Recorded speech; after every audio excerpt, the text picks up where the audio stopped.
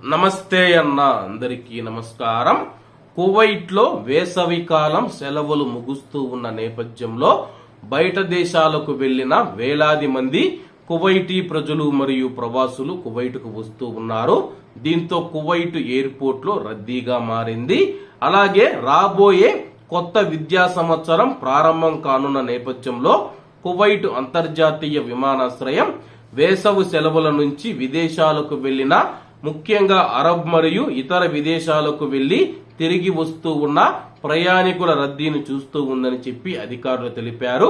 Kuwait అంతర్జాతీయ విమానాశ్రయంలో పనిచేస్తూ ఉన్న ట్రావెల్ ఏజెన్సీలు బయలుదేరే మరియు వచ్చే ప్రయాణికుల కదలికను సులభతరం చేయడానికి తమ యొక్క ప్రయత్నాలను వేగవంతం చేశాయని చెప్పేసి అధికారులు వెల్లడిస్తూ ఉన్నారు.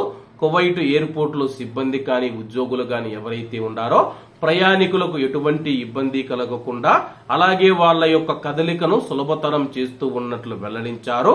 మొత్తం ప్రయాణికుల సంఖ్య సుమారు 42 లక్షలకు చేరుకుందని చెప్పి వేసవి కాలంలో కువైట్ ఎయిర్పోర్ట్ గుండా ప్రయాణించిన వారి సంఖ్య 42 లక్షలకు చేరుకుంది.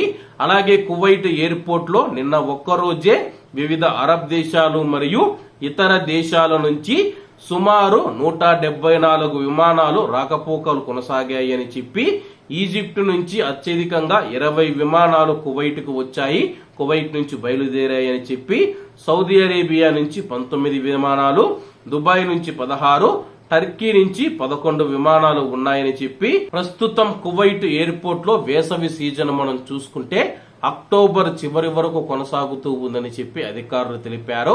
అలాగే ప్రయాణికుల సంఖ్య దాదాపు 60 లక్షల కంటే ఎక్కువగా చేరుకుంటుందని చెప్పి ప్రస్తుతం 42 లక్షల మంది వేసవి కాలంలో ఈ యొక్క ఏవైతే సెలవులు ప్రారంభమయ్యాయో అప్పటి నుంచి 42 లక్షల మంది ప్రయాణించారని చెప్పి ప్రస్తుతం కువైట్ లో ప్రతిరోజు 35,000 నుంచి 40,000 మంది ప్రయాణికులు ప్రయాణిస్తూ ఉన్నారు.